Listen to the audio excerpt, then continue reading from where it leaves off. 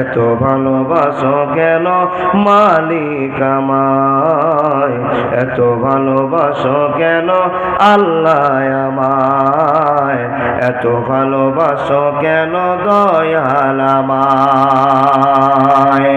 আমারি কণ্ঠে তুমি কোরআনের বাণী দিয়েছ,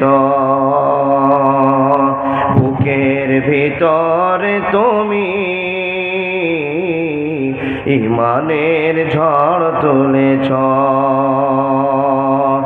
এত ভালোবাসো কেন মালিক আমায়, কি করে শুকুর তার করি আদায়।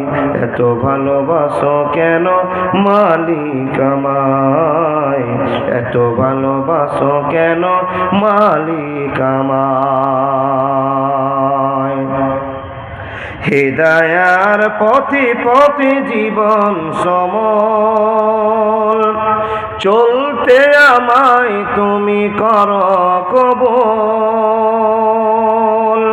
হেদায়ার পথে পথে জীবন সমল, চলতে আমায় তুমি করো কবুল। কোরআন গে যায় তোমাকে যেন পায়, কোরআন গে যায় তোমাকে যেন পায়। পথ চলি তোমারই আশায়, এত ভালোবাসো কেন মালিক আমায়, এত ভালোবাসো কেন মালিক আমায়, এত ভালোবাসো কেন রহমান আমায়, এত ভালোবাসো কেন আল্লাহ আমায়। লিল্লাহি তাকবীর। এই আওয়াজ কেন গো বাবা? জোরে আওয়াজ দিয়ে বলুন লিল্লাহি তাকবীর। চলমান সভার যোগ্যতম সভাপতি, উপস্থিত ওলামা ইকরামগণ, উপস্থিত প্রবীণ নাগরিকগণ, উপস্থিত সম্মুখে বসে থাকা দিন প্রিয়, ইসলাম প্রিয়, সুপ্রিয় শ্রোতা মণ্ডলী, পর্দার আড়ালে বসে থাকা অত্র এলাকার শিক্ষিতা মা ও বোনেরা, লাখো কোটি শুকরিয়া সে আল্লাহ যে আল্লাহ আমাদেরকে মহেশপুর মাদ্রাসার উন্নতি কল্পে এতগুলো লোককে আরামের বিছানাকে হারাম করে দিয়ে সুষ্ঠু সময়টাতে আল্লাহ এবং আল্লাহ রাসূলের ভালোবাসায় সময় কাটাচ্ছি। আল্লাহর তৌফিক দান করেছেন, সে আল্লাহ লাখো কোটি শুকরিয়া, বলুন আলহামদুলিল্লাহ। তারপরে পরে তার ভালোবাসার নবী, মায়ার নবী, বিশ্ব নবী, নবী মুহাম্মদ রাসূলুল্লাহ পড়ুন সাল্লাল্লাহু আলাইহি ওয়াসাল্লামের প্রতি লাখো কোটি দরুদ ও সালাম, শান্তির ধারা বর্ষিত হোক। আল্লাহুম্মা সাল্লি আলাইহি, আল্লাহুম্মা বারিক আলাইহি। ভাই সকল, যতদূর চোখ যাচ্ছে শুধু মানুষ আর মানুষ, মনটা আবেগে ভরে যাচ্ছে। আমরা মুসলমান, তাই না? সবাই মুসলমান তো বাবা? একটু হ্যাঁ হো করেন, হ্যাঁ, মাথা ঝুঁকায় না, আওয়াজ দিয়ে বলেন আমরা সবাই মুসলমান তো। তো এখানে যতটি মুসলমান দাবি করে বসে আছি, আমরা অরিজিনাল মুসলমান তো? জি ও বাবা, সন্দেহ আছে? আমরা অরিজিনাল মুসলমান। বসে থাকেন, আপনার অরিজিনাল মুসলমান আল্লাহর কাছে দাবি করি, কিন্তু ব্যবহারটা অরিজিনাল মুসলমানের নয়। ও বাবা, দাবি করছি বটে, কিন্তু আমাদের দাবিটা সঠিক জায়গাতে দাবি করলে হবে না, তাই না? মাওলানা কি দেখলেন, কি বললেন, কি বুঝলেন? যে দেখতে পাচ্ছি সেটা হলো কিছু লোক বসেছেন আর 17 ডবল লোক বাজার আর ভাত, বাজার আর ভাত, এদিকে ডেলিকেট ভাঙচুর, এদিকে মিষ্টির জিলাপির দোকান ভাঙচুর। জি না, হচ্ছে তো? আচ্ছা, এই পরিচয়টা কি আমাদের বাবা? আমাদের? পৃথিবীতে যত ধর্মের মানুষ আছে সবচাইতে মূল্যবান ধর্মের মানুষের নাম কি? মূল্যবান ধর্মের মানুষের নাম মুসলমান, ধর্মের নাম ইসলাম। কিন্তু কোনোদিন, কোনোবার, কোনোভাবে কোনো বক্তা বলেছে যদি গেট দিয়ে ঢুকতে না পারো ভাত খেতে তো 5ই টপকে ঢুকিও? বলেছে? মুসলমান, পৃথিবীর সবচেয়ে খারাপ জায়গা হলো বাজার। জালসা হবে বটে, কিন্তু বাজার যদিও হয়ে যায়, খাবারের দোকান বসবে, ওখানে লুচ্চামি হবে না। লুচ্চামি চলছে তো, তারপরে আমরা আশা করি আমরা অরিজিনাল মুসলমান। আল্লাহর বান্দা, অরিজিনাল মুসলমান কি ডুপ্লিকেট মুসলমান একটু আলোচনার মাধ্যম দিয়ে হয়ে যাবে। যাই হোক, আলহামদুলিল্লাহ, এখানে যতগুলো মানুষ আমরা বসে আছি, সব মানুষগুলো কিন্তু আল্লাহকে এবং আল্লাহ রাসূলকে যথেষ্ট ভালোবাসি, তাই না বাবা? তাহলে যাকে ভালোবাসি তার ভালোবাসে বসে আছি না। আমার মতো আরো দুইজন বক্তা আছে, ও বাবা, এই বক্তাদের জীবন কাহিনী শোনার জন্য কি আপনারা বসে আছেন? না। কার জীবন কাহিনী শুনবেন? রাসূলের এবং আল্লাহ, তাই না? আল্লাহ আমাদের রব, ওনার আলোচনা আর বিশ্ব নবী মুহাম্মদুর রাসূলুল্লাহ পড়ুন সাল্লাল্লাহু আলাইহি ওয়াসাল্লামের আলোচনা। এই দুই আলোচনা শুনে ইমানের এক জায়গায় আমরা অন্তরের এক জায়গায় রেখে দিয়ে আল্লাহর পথটাকে সুগম করার জন্য জালসাতে এসে বসেছি। ঠিক তো বাবা? ঠিক তো? আমরা নেকি কামাবার জন্য বসেছি, তাই তো? আচ্ছা বলুন তো, এখানে যে আপনারা কষ্ট করে বসে আছেন, এই কষ্টের বিনিময়ে কি কমিটি আপনাদেরকে 500 টাকা করে দিবেন, না আপনারা কমিটিকে দিবেন? আপনারাই দিবেন। আর মাঝে থেকে আপনি কষ্ট করে বসে আছেন, কষ্ট করাই হলো। বলে কেন মাওলানা সাহেব, কষ্ট করে যে আমরা বসে আছি আর ফল পাবো না? ও বাবা, কি ফল চান আপনি? কষ্ট করে যে বসে আছেন তো কি ফল চান? নেকি, তাই না? একটু হুঁহা করেন, নেকি। আচ্ছা, নেকি নিয়ে কি করবেন? এই যে সব তাকিয়ে হয়ে গেল। নেকি নিয়ে কি করবেন? আল্লাহকে জমা দিবেন না? আপনার জীবনের ইতিহাস আল্লাহকে জমা দিলেন, আল্লাহর কাছে কি চাইবেন? জান্নাত। এটাই আমাদের মাকসাদ, এটাই আমাদের চাওয়া, এটাই আমাদের পাওয়া। সব শেষে আল্লাহর কাছে যেটা চাইবো সেটা হলো জান্নাত। তো আল্লাহর কাছে সবাই আমরা আশা করে বলি, আল্লাহ, যতগুলো মানুষ তোমার বিশ্বাস করেছে আর তুমি যাদেরকে হেদায়েতের পথ দিয়েছো, সকল মানুষকে তুমি জান্নাতে দিও। জোরে বলুন আল্লাহুম্মা আমিন। তাহলে আমরা জান্নাতের আবেদন করলাম কার কাছে? আল্লাহর কাছে। আচ্ছা বলুন তো বাবা, আল্লাহকে দেখেছেন? আহা, আল্লাহকে দেখিনি, কিন্তু আল্লাহর ভয় অন্তরে আছে। ও বাবা, তাই তো আমরা নামাজ পড়ি, তাই তো রোজা করি, তাই তো দান করি। আজকে ছোট্ট একটা বিষয় আপনাদের সামনে বলবো। তো এই বিষয়টা বলার পূর্বে আপনারা আমার সঙ্গে একটু বলুন তো, সবাই বলুন বিসমিল্লাহির রহমানির রহিম। বলুন, একটু আওয়াজ দেন না গো বাপ। বিসমিল্লাহির রহমানির রহিম।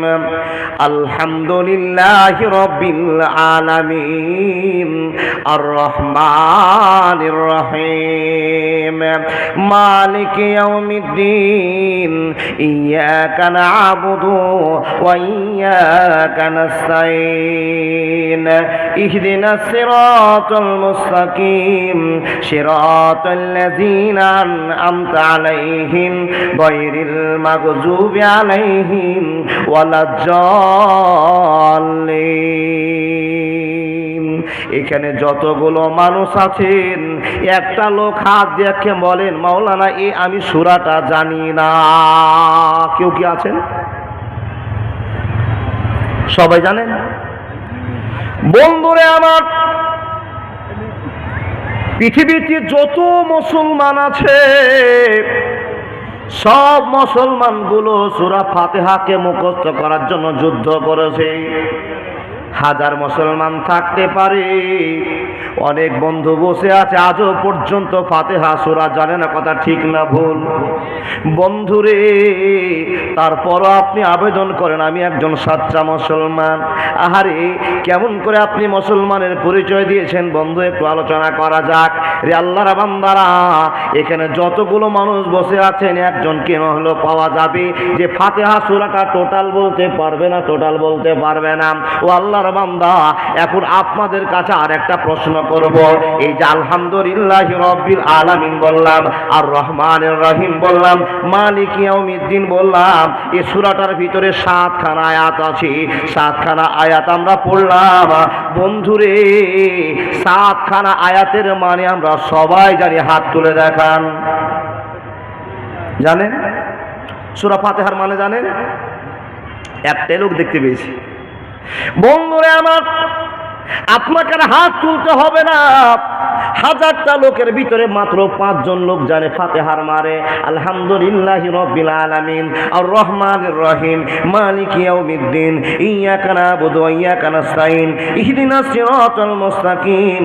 প্রত্যেকদিন নামাজ আল্লাহু আকবার বলে তাকবীরে তাহরিমা করলাম, আল্লাহুম্মা বাইদ বাইনি ওয়া বাইনা খাতাইয়া ইয়্যাকা মা বাত্তা বাইনাল মাশরিকি ওয়াল মাগরিবি।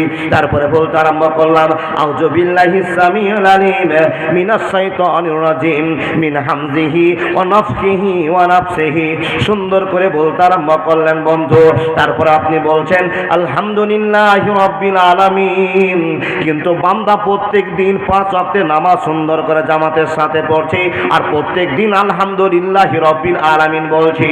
এতবার বলার পর বান্দাকে যদি জিজ্ঞেস করা হয় ও চাচা ও কাকা ও বন্ধু ও আব্বা বলো তো আলহামদুলিল্লাহ মানে আল্লাহকে কি প্রশংসা তুমি দিলে, কেমন করে আল্লাহকে তোমার মনের বার্তাটা বোঝালি।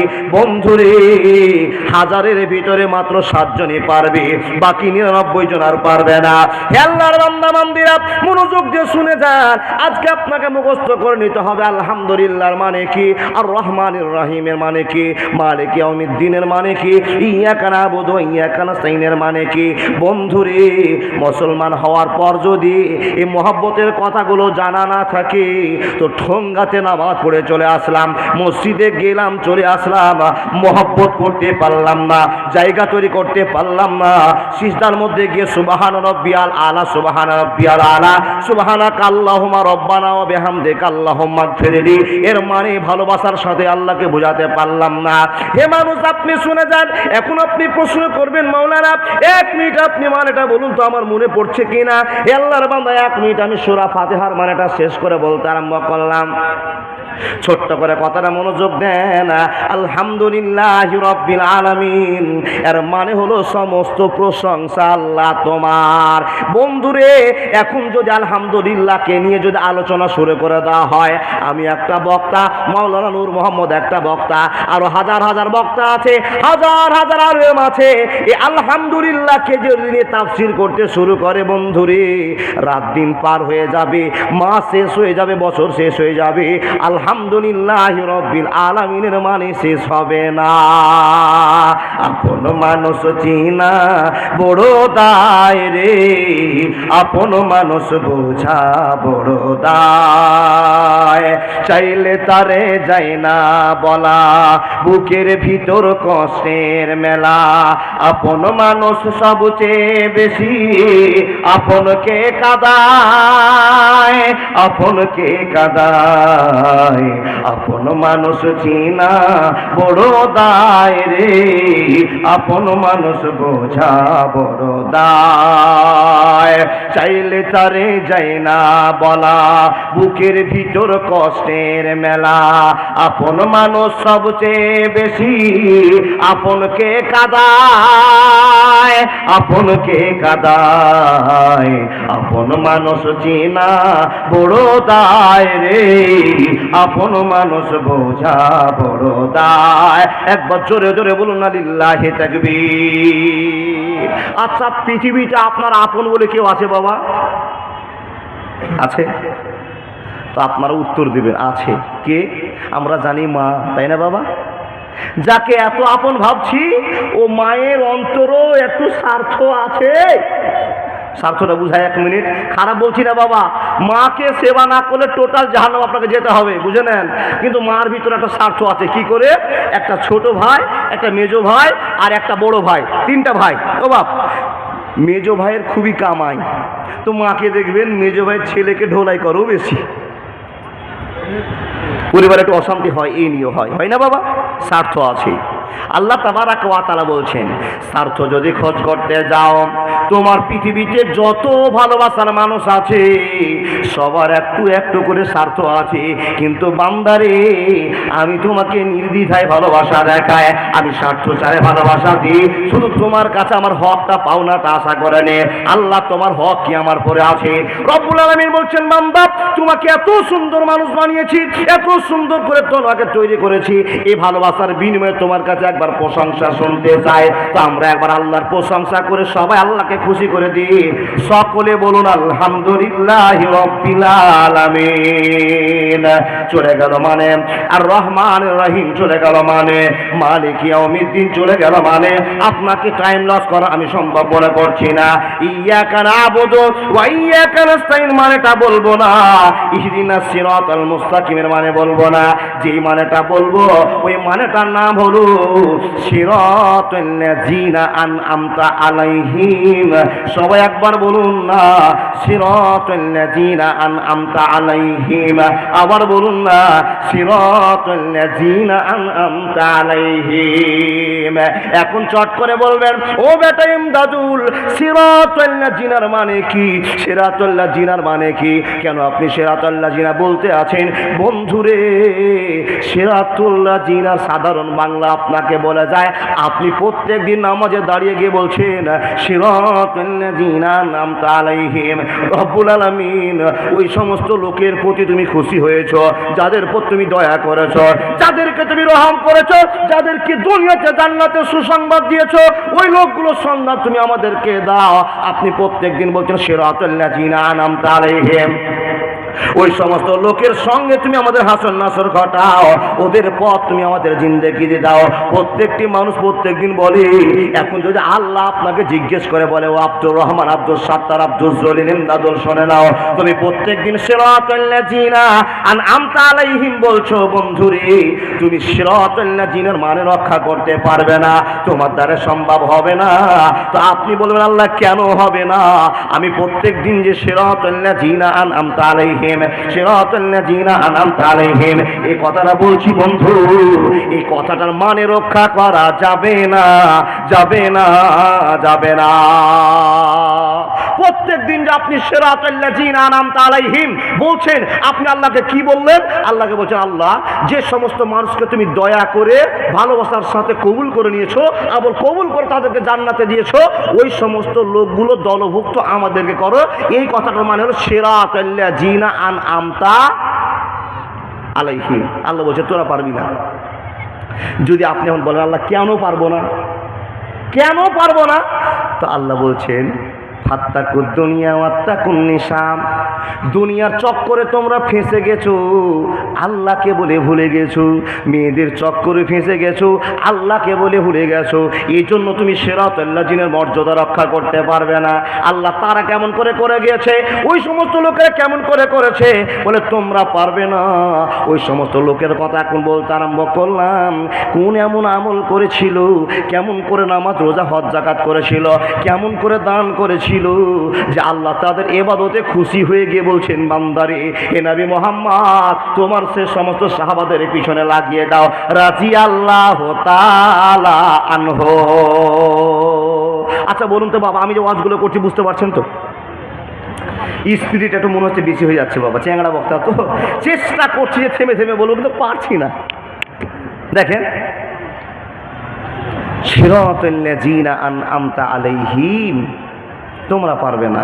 কে বলছেন? আল্লাহ। আল্লাহ কেন পারবো না? বলে তোমাদের ভয় আল্লাহর নাই, দুনিয়া নিয়ে পাগল হয়েছো, মেয়ে জাতকে নিয়ে সম্মান দিয়ে তাদের জীবনটাকে উদ্ধার করার চেষ্টা করেছো, নিজে ডুবে গেছো। তোমরা তা পারবে না। ওদের কেন রাজি আল্লাহ তাআলা আনহু বলা হলো তোমরা সেটা জানো না। কার কথা বলবো রে?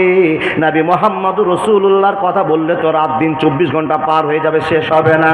বন্ধুরে আমার, কার কথা বলি, কার কথা বলি? একজন আমি আবেগী মানুষের কথা আপনার সামনে বলতে আরম্ভ করলাম, যে লোকটার নাম হলো আবু বকর সিদ্দিক রাদিয়াল্লাহু তাআলা আনহু। উনি প্রত্যেক দিন বলতেন সিরাতাল লাযিনা আনআমতা আলাইহিম। তো বন্ধুরে, সিরাতাল লাযিনার মানেটা কেমন করে প্রাধান্য দিয়েছি, কেমন করে আবু বকর সিদ্দিক আল্লাহকে ভালোবাসা দেখিয়েছি। এই আল্লাহর বান্দারা, আপনারা চেষ্টা করবেন, আমি আবু বকরের পরিচয় দিব ইনশাআল্লাহ। দেখেন দেখেন দেখেন, আবু বকরের পরিচয় দিচ্ছি। ও বাবা, আল্লাহর নবী যেদিন মক্কা ছেড়ে মদিনায় যাচ্ছিলেন, তো সঙ্গে কাকে নিয়েছিলেন বলুন? কাকে? নামটা বলেন না গো বাপ। আবু বকরকে। আমি তো শুনতে চাইছি, আপনারা বললে একটু আমার মনে আনন্দ জমবে। কি বললাম নামটা? আবু বকর। আল্লাহকে কেমন করে আবু বকর খুশি করলেন একটু দেখেন তো, আপনি পারবেন কি না একটু চেষ্টা করে দেখবেন। প্রত্যেক দিন যে সিরাতুল্লাহ জিনা বলছেন, তো সিরাতুল্লাহ জিনার কাজ আপনার হয় না, আবু বকর কাজে লাগিয়েছে, তো একটু দেখেন। আল্লাহর বান্দা, ঠিক দুপুরের সময় আবু বকরকে কেউ খবর দিল, ও আবু বকর, তোমার বাড়িতে বিশ্বনবী নবী মুহাম্মদুর রাসূলুল্লাহ পড়ুন সাল্লাল্লাহু আলাইহি ওয়াসাল্লাম আসছেন। কেন আসছেন তা কিন্তু নয়, নবী তোমার বাড়িতে আসছেন। তো নবী আসার কথা শুনে আবু বকর একবারে টাট ফিট হয়ে বাবা ঘরকে পরিষ্কার করে নিয়ে, পরিবেশটাকে ঠান্ডা করে নিয়ে নবীর জন্য অপেক্ষা করেছেন। নবী আসছেন ঠিক কটা বললাম, 12টার দিকে, 12টা 12:30 মানে দুপুরের টাইমে আসছেন। আসার পরে আল্লাহ নবী মুহাম্মদুর রাসূলুল্লাহ আবার বলুন সাল্লাল্লাহু আলাইহি সাল্লাম সুন্দর করে সাদা একটা রুমালকে দিয়েছে, আর রুমালটা দিয়ে ঘুপটি মেরে ভদ্রতার সাথে হাঁটতে হাঁটতে হাঁটতে হাঁটতে আবু বকরের জন্য বাড়িতে আসছে। আবু বকরের বাড়িতে ঢুকলেন, অনেক গল্প চলে গেল, বলার টাইম নেই, কালেকশনের জালসা, এই জন্য ওয়াজ ক্লিয়ার করে বলা হয় না। আল্লাহর বান্দা দেখেন, আসার পরে আবু বকরকে বলছেন, আবু বকর, আকাশের মাটি থেকে খবর এসছে। কোন মাটি থেকে?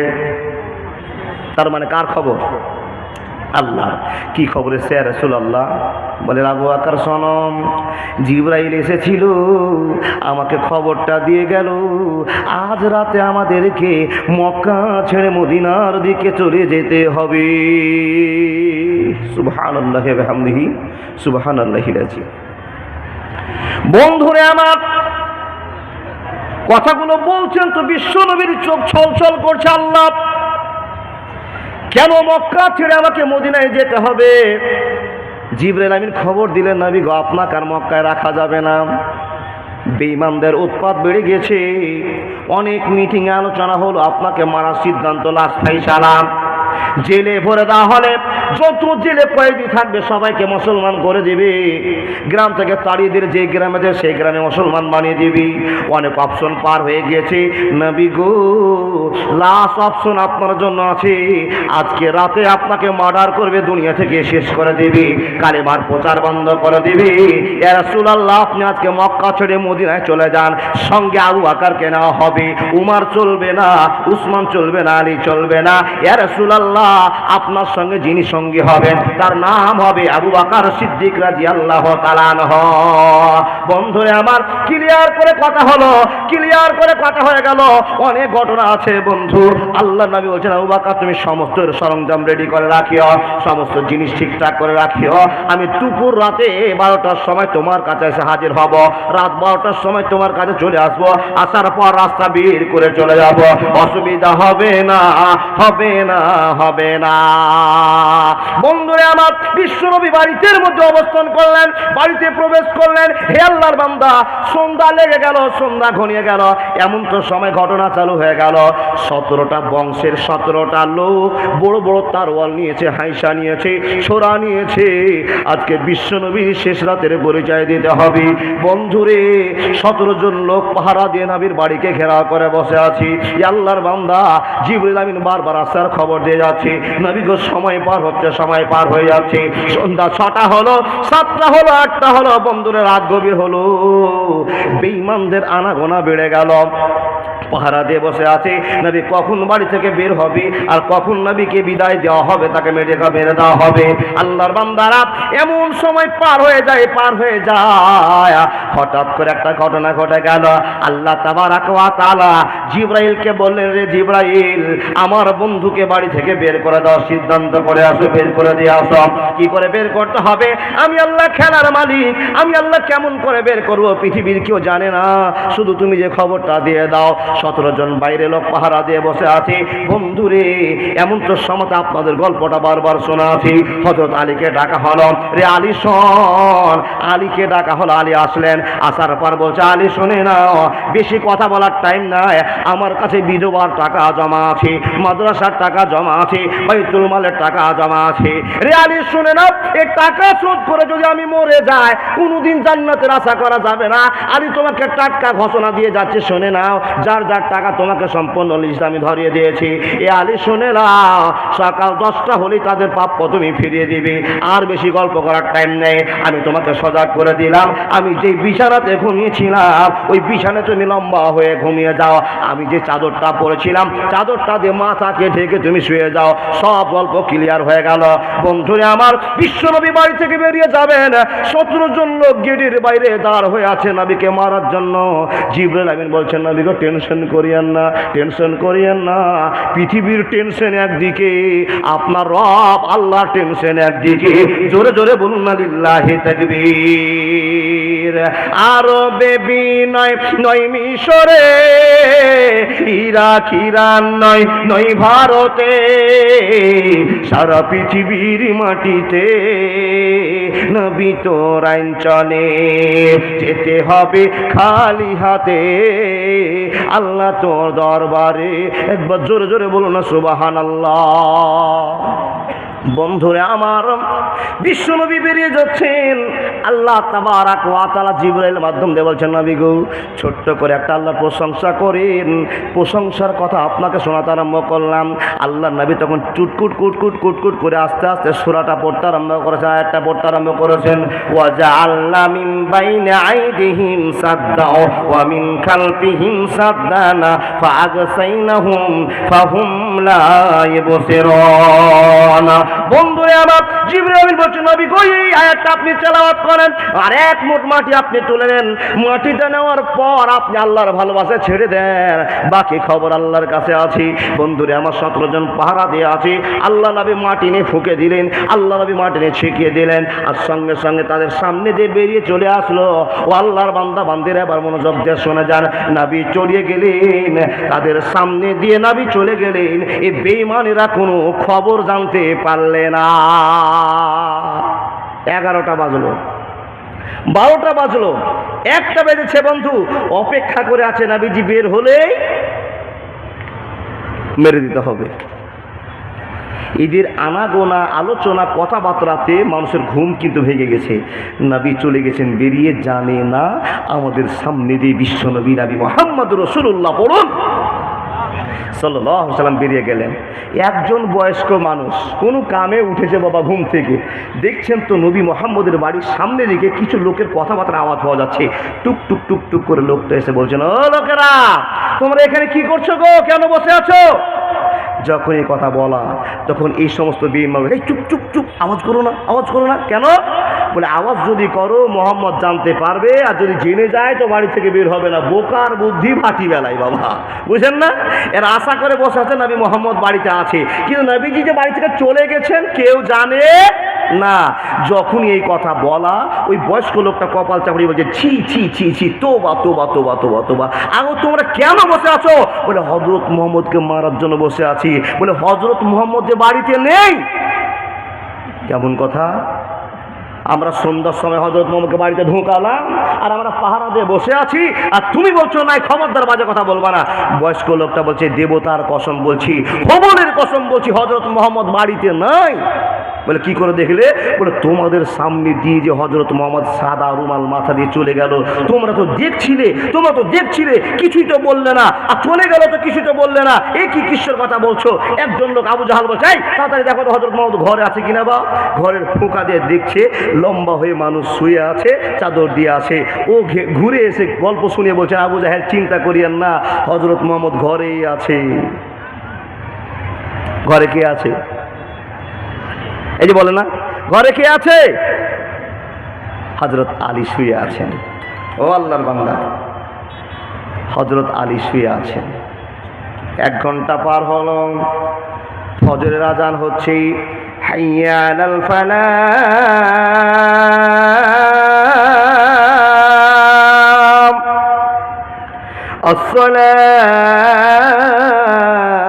আসসালাতু খায়রুম মিনান নাওম। কোন টাইমের আজান বলুন? ফজরের আজান হলো। বেঈমানেরা চিন্তা করছে ফজর আজান হলে নবী মোহাম্মদ বাড়ির বাইরে আসবে, তখনই মার্ডার করব। বন্ধুরে, কিন্তু হযরত মুহাম্মদ বেরিয়ে আবু বকরের বাড়ি গেলেন, আর আবু বকরের বাড়ি থেকে আবার মদিনার জন্য বেরিয়ে গিয়েছেন, চলে যাচ্ছেন। এ কথা বেঈমানেরা জানে না। আজানের অপেক্ষায় থেকে গেল, আজানের অপেক্ষায় থেকে গেল, আজান হয়ে গেল। হে আল্লাহর বান্দা বান্দিরা, বিশ্বনবী বাড়ি থেকে বের হয় না। এদের সন্দেহটা আস্তে আস্তে কড়া হয়ে গেল, নজরটা তীক্ষ্ণ হয়ে গেল। ঠিকই বলেছে নাকি একবার চেক করে দেখো। বাড়ি ভাঙার পরে, দরজা ভাঙার পরে ঢুকতে আরম্ভ করছেন। যেমনই বিছানাতে যাওয়া, বন্ধুরে চাদর সরাতে দেখা গেল আলীর মুখটা ভেসে উঠলো। আলীকে জিজ্ঞেস করা হলো, ওরে আলী বলে দাও, তোমার বিছানায়, এই বিছানায় হযরত মুহাম্মদ শুয়েছিল, কোথায় গেল? হযরত আলী বলছেন, তা আমি বলতে পারবো না। হে আল্লাহর বান্দা, আবু জাহালের কথা প্রমাণ আছে। এমন একটা জোরে হযরত আলীকে চড় মারলেন, বিছানা থেকে ছটফট করতে করতে মাটিতে পড়ে গেল। রে আল্লাহর বান্দা বান্দিরা, এত মার শুরু হলো। 17 জন লোক সারা রাত জেগে আছে নবীকে পাওয়ার জন্য। যদি না পায় তো কেমন করে রাখতে হবে আপনারা বুঝতে পারছেন। মারধর চালু হয়ে গেল। নবী মুহাম্মদ রাসূলুল্লাহর জামে হযরত আলীকে মারতে মারতে মারতে মারতে ঘরে রক্তাপ্ত করে দেওয়া হয়ে গেল। বন্ধুরা আমার শুনে যান, চট করে আবু জাহালের মাথা গরম হলো। ও লোকেরা, হযরত মুহাম্মদ যদি কোথাও যায়, কোথাও যাওয়ার মানে এখানে আবু বকরের বাড়িকে দেখতে হবে, আবু বকরের বাড়ি তল্লাশি করতে হবে। নবী মুহাম্মদ সর্বপ্রথমে যদি কোথাও যায়, সেটা হবে আবু বকরের বাড়ি চলো চলো ধাওয়া করতে যায়। বন্ধুরে, আবু বকর সিদ্দিক রাদিয়াল্লাহু তাআলা আনহুর বাড়িতে গিয়ে টক টক টক টক করে কেটে বাড়ি দিচ্ছে। আল্লাহ নবী মুহাম্মদ রাসূলুল্লাহ সাল্লাল্লাহু আলাইহি ওয়াসাল্লাম বাড়ি থেকে বেরিয়ে চলে গেছেন। হে আল্লাহর বান্দা, সেই বাড়ির গেট বন্ধ থেকে যখন গেটটা খোলা হলো, আবু বকরের বড় বেটি আসমা বিনতে আবু বকর সে দরজাটা খুলে দিয়েছে। এই, তোর বাবা কই? আমার বাবা বাড়িতে নাই। তোদের বাড়িতে হযরত মুহাম্মদ ছিল? বলতে পারবো না। তোর বাবা কোথায়? সর। আমার বাবা বাড়িতে নাই। বের হন। আপনার বাড়িতে কেন ঢুকছেন? কি হয়েছে চাচা, কি হয়েছে? যখন এই কথা বলা, আবু জাহেল কোষে একটা চড় মেরেছে। বন্ধুরে আমার, আসমা বিনতে আবু বকর সিদ্দিক রাদিয়াল্লাহু তাআলা আনহুর বেটির একটা কানের, আসমার কানেরটা ছিঁড়ে তত্তর করে রক্ত পড়তে আরম্ভ করেছে। কানে ছিঁড়ে হারিয়ে গেল। ছটপট করতে করতে মাটিতে বসে কান্না করতে আরম্ভ করলাম।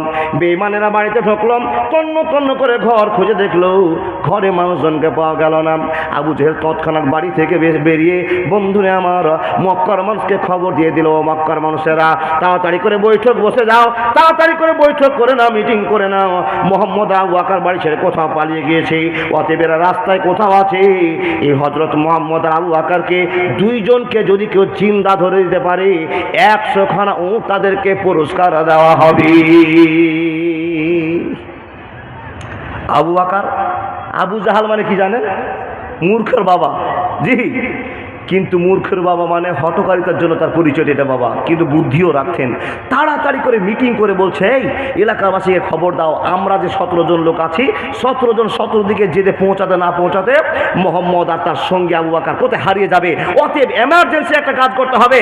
100টা উটের ঘোষণা করো, জিন্দা অথবা মৃত যদি দুই বন্ধুকে ধরে দিতে পারে তাদেরকে আমরা পুরস্কৃত করব 100 খানা উট।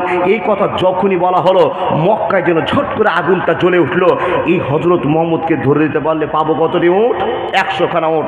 লোভে বাবা, কেউ দক্ষিণ, কেউ পূর্ব, কেউ উত্তর, কেউ পশ্চিম, কে খাল বিল ডোবা যেখানে লুকিয়ে থাকতে পারে তন্ন তন্ন করে ছান মারতে শুরু করেছে। আচ্ছা বলুন, পাওয়া যাবে?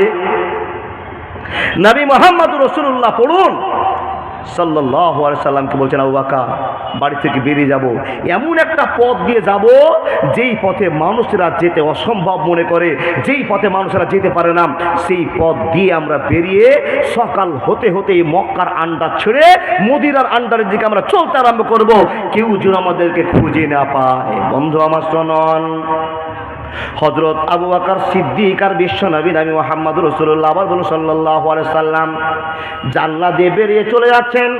বিশ্বনবী বারবার জন্মভূমির দিকে তাকাচ্ছেন, ঘরের দিকে তাকাচ্ছেন। হায়রে আমার ঘর, যে ঘরে জন্ম নিলাম, যে ঘরের ভালোবাসা আমার কাছে একটা ভালো উজ্জ্বল মন, এই কথাটা ভাবছেন। আর কাবার দিকে নবী তাকাচ্ছেন, আর মাঠের দিকে ঝরঝর করে কাঁদছেন আর চলে যাচ্ছেন।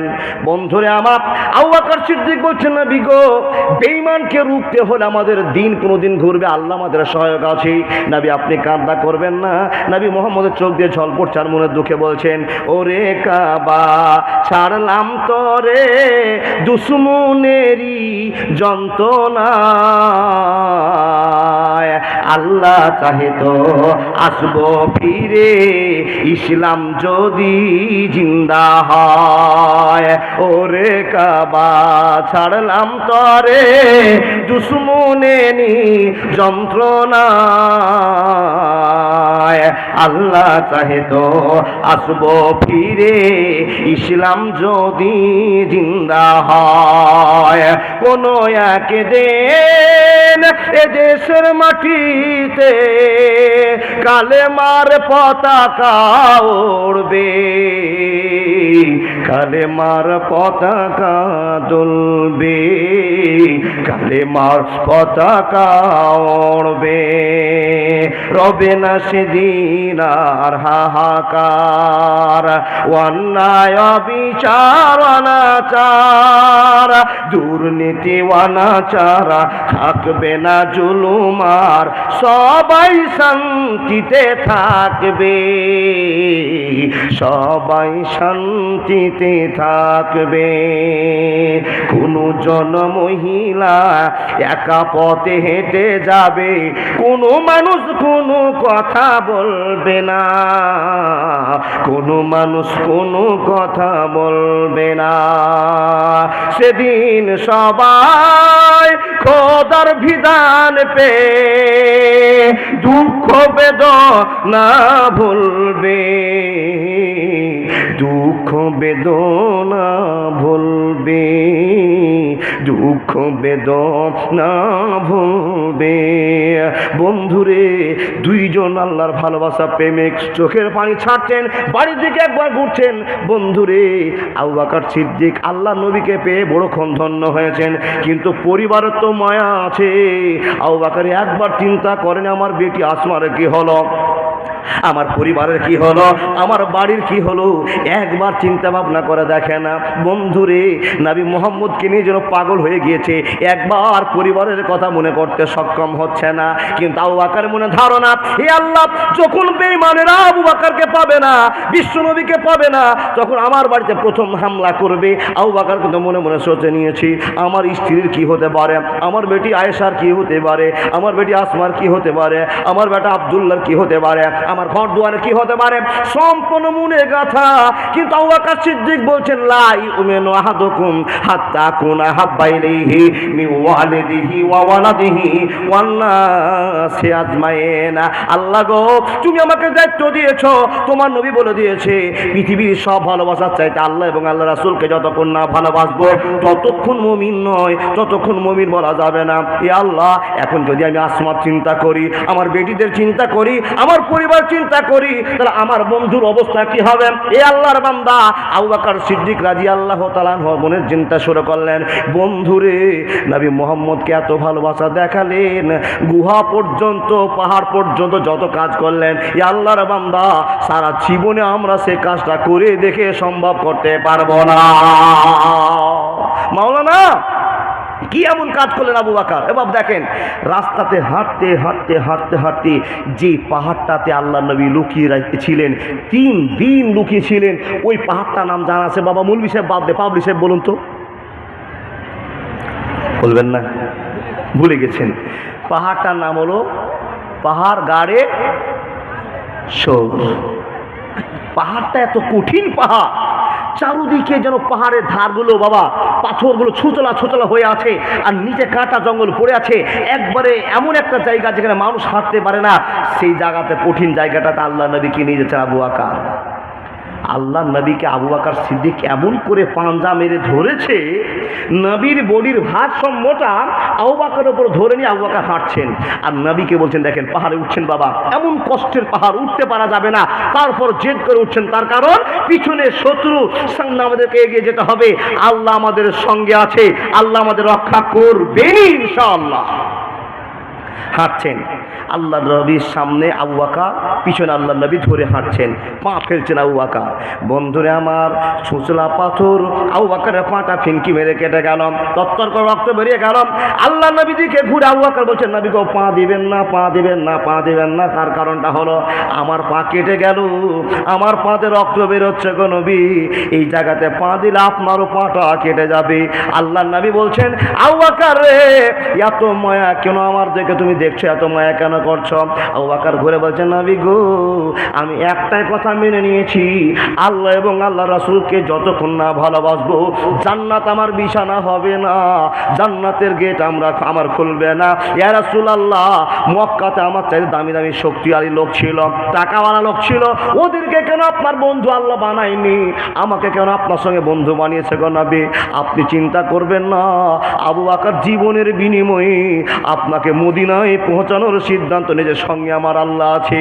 আল্লাহ নবী মুহাম্মদুর রাসূলুল্লাহ চোখের পানি ছাড়ছেন আর কাটছেন, আবু বকর কাটছেন। বন্ধুরে, পা কাটতে কাটতে কাটতে কাটতে কাটতে কাটতে ওই পাহাড়ের উপরে গিয়ে দুইজন আশ্রয় নিলেন, দুইজন আল্লাহর বান্দা আশ্রয় নিলেন। আল্লাহর বান্দারা গর্তের মধ্যে ঢুকবেন, বারবার গল্প আপনার শোনা আছে। আল্লাহর বান্দা বান্দিরা, গর্তটা পরিষ্কার করতে হবে। আবু বকর সিদ্দিক রাদিয়াল্লাহু তাআলা আনহু বলছেন, নবী মুহাম্মদ, আপনি জায়গাতে বসে যান, টেনশন করবেন না, এখনো সকাল হয়নি, এখনো আবসা আবসা ভাব আছে। নবী গো, আমরা লুকাবার একটা পথ খুঁজে নিচ্ছি, আমরা থাকার একটা ব্যবস্থা করে নিচ্ছি। এই কথা বলে এক জঙ্গলের গর্তে আল্লাহর নবীর ভালোবাসার সাহাবা হযরত আবু বকর নেমে পড়লেন। একবারও ভাবলেন না জঙ্গলে বাঘ আছে না সাপ আছে না কি আছে বাবা, একবার তাকিয়ে দেখলেন না, নবীকে বসিয়ে দিয়ে ঝাঁপ মেরে ওই গর্তের মধ্যে নামতে আরম্ভ করলেন। বন্ধু, প্রত্যেক দিন আপনি বলছেন সিরাতাল্লাযীনা আনআমতা আলাইহিম, ওই সমস্ত লোক যা করেছে আল্লাহ ওই পথটা আমাদেরকে দাও, ওই পথ করে তোমার মনটাকে রাজি করে আমরা জান্নাতে যাব। আচ্ছা, পারা সম্ভব? পারবেন? পারবেন না। দেখেন ইতিহাসটা শুনেন। আবু বকর সিদ্দিক নামলেন, দুই হাত দিয়ে ওই গর্তের ভিতরে যত জমে থাকা নোংরা পরিষ্কার করে দিলেন। আচ্ছা বলুন তো, ওখানে কোদাল ছিল? বা কোদাল ছিল? সাফ করার ব্যবস্থা ছিল না? নিজের হাত দিয়ে পরিষ্কার করে একবারে ক্লিন করে দিল, পরিষ্কার করে দিয়ে বিশ্ব নবীকে ভালোবাসা দেখাচ্ছেন। দেখেন, নবী, ইয়া রাসূলুল্লাহ, আসুন, জায়গা ক্লিয়ার হয়ে গেছে, আসুন। বিশ্বনবী অনেক গর্তের মধ্যে আবু বকর আছেন, বিশ্বনবী উঁচাতে আছেন, প্রায় 1 থেকে 1.5 মানুষ গর্ত আছে। ও আল্লাহর বান্দা, দেখেন দেখেন দেখেন তাকান, 1 থেকে 1.5 মানুষ গর্ত আছে, আল্লাহর নবীকে নামাচ্ছেন আবু বকর। ছোট বাচ্চাকে যেরকম ভাবে তার মা বাবা চাল থেকে বাবা উঁচু জায়গা থেকে নিচু জায়গাতে নামায়, সম্পূর্ণ বাচ্চাটার ভর নিয়ে নামায়, সেরকম করে আবু বকর সিদ্দিক বিশ্ব নবী নবী মুহাম্মদুর রাসূলুল্লাহ সাল্লাল্লাহু আলাইহি সাল্লামকে নামাচ্ছেন। আপনি পারবেন? বন্ধু, সুন্দর করে নামিয়ে দিলেন। সারা রাত হেঁটেছেন, দুইজনই তো ক্লান্ত। আবু বকরের মুখ থেকে একটা সুন্দর জান্নাতি ভাষা বেরিয়ে আসলো, নবী গো, এখন আপনার বডিগার্ড আমি, আপনি সুন্দরভাবে ঘুমিয়ে যান, আর আমি আপনাকে পাহারাদার হয়ে আছি, আপনার দেখাশোনা করব। আল্লাহ নবী, এখন আপনি একটু বিশ্রাম করে নেন। বন্ধুরা আমার, এই বিশ্রামের কথা যখনই বলার আল্লাহর বান্দা, আল্লাহ নবী বলছেন, আবু বকর, তুমিও সারা রাত হেঁটেছো, আমিও সারা রাত হেঁটেছি, তুমি একটু ঘুম পেড়ে নাও, তুমি একটু আনন্দ করে নাও, আমি একটু বিশ্রাম করে নে। বন্ধুরে, আবু বকর আবার একই কথা বলছেন, নবী গো, আপনার জিম্মাদার আল্লাহ আমাকে দিয়েছি, আমি কেমন করে ঘুমাবো? রাজা ঘুমাবে, প্রজা তো জেগে থাকবে, পাহারাদার তো জেগে থাকবে, বডিগার্ড জেগে থাকবে, আপনি ঘুমিয়ে যান। আল্লাহ নবীকে ভালো কতটা বাসেন। আবু বকর সিদ্দিক ক্লান্ত হয়ে আছেন। তারপর নবীজিকে বলছেন, ইয়া রাসূলুল্লাহ, এখানে বালিশ নাই, কাপড় নাই, কিছু নাই, নবী গো, কেমন করে মাথা দিবেন? শান্তি পাওয়া যাবে না, আপনার শান্তি মানে আমার শান্তি। ইয়া রাসূলুল্লাহ, আমার কাঁচাখানটা আপনার জন্য বালিশ করে নেন। নবী মুহাম্মদ তাই করলেন, লম্বা হয়ে শুয়ে গেলেন। বন্ধুরা আমার, কাঁচাতে মাথা দিলেন। আল্লাহ নবীর মুখটা উপর দিকে আছে, আবু বকর সিদ্দিক সামনের দিকে তাকিয়ে আছে, আর ভিতরে একটা টেনশন চলছে, বেঈমানরা আমাদের কি কি হজম করে নেবে, আমাদের কি কি ধরে নেবে, টেনশন চলছে। বন্ধুরা আমার, নিমাই মুহাম্মদ ঘুম পাচ্ছেন, আনন্দ করে ঘুম পাচ্ছেন। এমন তো সমাজে ঘটনা জানা, একটা বিষাক্ত জন্তু এসে, জানোয়ার এসে আবু বকরের পায়ে দংশন করে নিল। বন্ধু, এটা সকলেরই জানা কথা, ঠিক বললাম না ভুল বললাম? বলতে হবে ঠিক। দেখেন, আবু বকর সিদ্দিক রাদিয়াল্লাহু তাআলা আনহু নবীজিকে কত ময়া করেছেন। সাপে কামড়ে দিয়েছে, ধরুন সাপ, ওখানে সাপের কথার প্রমাণ নাই বাবা, ধরে নেন সাপ বিষাক্ত জিনিস, কামড়ে দিয়েছেন, বিষে কাতর ছটপট করছেন, কিন্তু নবীকে জাগাবে না, তার জন্য পাথরের মতো করে নিজে কষ্টটা সহ্য করছেন। বন্ধু আমার, কিছু মানুষকে দেখা যায় কোনো যদি বিপদ হয়ে যায় তো চিৎকার করে কান্না করে তার মনটা হালকা করে, আর কিছু লোককে দেখবেন চোখের জল পড়বে না কিন্তু ভিতর সব শেষ হয়ে যাবে বলে এরকম টেনশন হয় না। অনেক লোককে আপনি দেখেছেন চোখ দিয়ে পানি পড়বে না, ভিতরে টেনশন করে তার হিট পেয়ে জীবনটা শেষ হয়ে যাবে, এরকম মানুষ অনেক রকমের আছে। বন্ধুরে আমার, আবু বকর সিদ্দিক চিৎকার করে কাঁদছেন না, নবীর ঘুমে ডিস্টার্ব হবে, চোখ থেকে ঝরঝর করে জল পড়ছে। আল্লাহর বান্দা নবীজির মুখখানা উপরে আছে, সুন্দর করে নবী ঘুম পাচ্ছেন, এমন তো সময় আবু বকরের চোখের গরম পানির ফোঁটা বিশ্বনবীর গালে আঘাত লেগেছে, গরম পানির ফোঁটা, নবীজির চোখটা খুলে গেল। ও আল্লাহর বান্দা, এখন একটা ভালো টাটকা কথা শুনে যান, যত নবী এসেছিলেন বন্ধুরে আমার, নবীরা ঘুমাতেন বটে কিন্তু আমাদের মতো ঘুম নয়, নবীজির চোখটা বন্ধ হতো কিন্তু অন্তরটা নবীদের জাগ্রত থাকতো। বন্ধুরা আমার শুনে যান, এই কথা আপনাকে জানালাম, বিশ্ব নবীর মনটা জেগে আছে, চোখটা আল কালান্তির জন্য বিশ্রাম নিচ্ছে বন্ধু, চোখের হক আদায় করছে আল্লাহর বান্দা। এমন তো সময় পানি টপ করে এসে পড়েছে, যখনই পানি পড়ে যাওয়া তখনই চিৎকার মেরে কান্নার আওয়াজটা না শোনার পরে আল্লাহ নবী চোখটা খুলে আবু বকরের চোখের দিকে তাকিয়ে দেখছেন, রে আবু বকর, এত সুন্দর মডেলের চেহারা, এত সুন্দর তোমার রং, কেন এরকম কালো কুৎসিত হয়ে গেছে, তোমার মুখমণ্ডল কেন এরকম হয়ে গেছে? সম্পূর্ণ গল্পটা খুলে বলা হলো। আবু বকরকে নবী মুহাম্মদ বলছেন, আবু বকর, এত বড় কষ্ট হলো, কেন তুমি বললে না? আল্লাহ নবী গো আমাকে কিছুতে দংশন করেছে, কেন তুমি বললে না? আবু বকর বলছেন, নবী গো, যখন মক্কা থেকে বেরিয়ে আসি তখনই সিদ্ধান্ত নিয়েছিলাম যদি মরে যায় জানাজার আমার হবে না, আমার দাফন পাথরের গায়ে হয়ে যাবে, আমি মেনে নিতে পারবো। নবী গো, আপনাকে ঘুম থেকে ডিস্টার্ব দিয়ে আপনার ঘুম ভাঙাতে আমি পারবো না। বন্ধুরে আমার, এখন আপনার কাছে আমার প্রশ্ন, কেমন করে আপনি জান্নাত নিতে চাইছেন, কেমন করে জান্নাত পাবেন? প্রত্যেক দিন যে আপনি বলছেন সিরাতাল্লাযীনা আনআমতা আলাইহিম, আচ্ছা বলুন তো সিরাতাল্লাযীনার মান কি আপনি রক্ষা করেছেন? এ বন্ধু, পারেননি, কোনোদিনও পারবেন না। বন্ধুরে, হযরত মুহাম্মদের সম্পর্কে অনেক নোংরা কথা শোনার পরে আপনি এখনো ঠান্ডা হয়ে বসে আছেন যে আল্লাহ রাসূল এখানে মহব্বতের কথা আপনার সামনে বলা যেতে পারে। মুসলমান, ফাঁকাতে আপনি গুলি মারছেন, এটা ফাঁকা গুলি আওয়াজ দিয়ে কোনোদিন আল্লাহর ভালোবাসার জয়যাত্রা করা যাবে না। ফাঁকা গুলি আপনি বলছেন। ও আল্লাহর বান্দা, আপনি যে আবেগটা দেখাচ্ছেন, আবেগ নয়, যদি পারেন প্রতিবাদ, মানি না, মানছি না, মানতে পারবো না, আমার নবীজির অপমাননা, মানি না, মানছি না, মানতে পারবো না, আমার নবীজির অপমাননা, অপমানকারীরা রক্ষা পাবি না, মানি না, মানছি না, মানতে পারবো না, আমার নবীজির অপমাননা। এক বছরে বলুন লিল্লাহি তাকবীর। আচ্ছা বলুন, এখন আপনি যে প্রত্যেকদিন সিরাতাল্লাযীনা আনআমতা আলাইহিম বলছেন, তো এই সিরাতাল্লাযীনার মানটা আপনি রক্ষা করতে পেরেছেন? পারেননি, কোশ্চিন কালেও পারবেন না। ও আল্লাহর বান্দা, মানুষ আছে এখানে, অনেক লোক আছে যারা 5 ওয়াক্তের নামাজি, যারা ভালো মানুষের পরিচয় দেয়, অনেক লোক আছে আল্লাহ এবং আল্লাহ রাসূলের কথা শুনে চোখ থেকে ঝরঝর করে পানি পড়ে, আলহামদুলিল্লাহ, ভালো লক্ষণ, শুভ লক্ষণ, ভালো কামনা আপনার জন্য। নবীর কথা শুনলে আপনার চোখ থেকে পানি পড়ে, কিন্তু শুধু চোখের পানি বিসর্জন দিয়ে জান্নাত পাওয়া যাবে না। মাওলানা কি করতে হবে? বলে আল্লাহকে খুশি করতে হবে। কি দিয়ে? আপনার ইবাদত দিয়ে। আল্লাহর বান্দা হযরত মুহাম্মদকে এবং হযরত মুহাম্মদের আল্লাহকে খুশি করেছেন আবু বকর কি দিয়ে? ইবাদত দিয়ে, ভালোবাসা দিয়ে। আপনি হযরত মুহাম্মদকে ভালোবাসেন? ও বাবা, বাসেন? আচ্ছা বলুন তো, কে কে হযরত মুহাম্মদকে ভালোবাসতে পেরেছেন নিজের জীবনে? চাইতে একটা হাত দেখাতে পারবেন? ইন্না লিল্লাহি ওয়া ইন্না ইলাইহি রাজিউন। ও আল্লাহর বান্দা, এই যে এতটি মুসলমান বসে আছেন, আপনারা বলতে পারলেন না আগো ফাঁকা গুলি হোক, ভিতরে মায়া থাকুক আর না থাকুক, একটু বিশ্বাস সাথে বলুন তো, কার কার নবী মুহাম্মদের উপরে প্রেম আছে? যাদের বিন্দু মাত্র প্রেম আছে তারা সকলে হাত দেখান। হাত সাক্ষী থাকবে, পালকি সাক্ষী থাকবে, লাইট সাক্ষী থাকবে। বিশ্বনবীর প্রেম আমাদের অন্তরে আছে। আল্লাহর বান্দা, প্রেম আছে কি করে এক্ষুনি পরিচয় দিতে হবে। বন্ধুরে, আবু বকর পরিচয় দিয়েছে, নবীকে গলার মালা করে নিয়ে মদিনায় পৌঁছে দিয়েছে ভালোবাসার সাথে। আপনাকে এখন ভালোবাসা দেখাতে হবে নবীর মাদ্রাসাকে চালিয়ে দিয়ে। নবী আপনার কাছে নেই, যে নবী মুহাম্মদের ভালোবাসা মাদ্রাসা আছে। আপনাকে এখন দেখাতে হবে মাওলানা আবু বকরের চাইতে আমরা কম আল্লাহ নবীকে ভালোবাসি না। তার জ্বলন্ত প্রমাণ মাদ্রাসা চালাচ্ছি।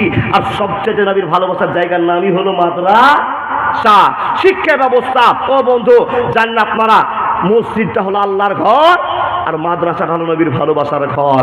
আল্লাহর বান্দা ছুটে এসে বলতে পারবেন কোন আল্লাহর বান্দা, মাওলানা আমি আবু বকরকে হারাতে পারবো না, তার কারণ উমর পারেনি, উসমান পারেনি, আলী পারেনি, আমিও পারবো না। আপনি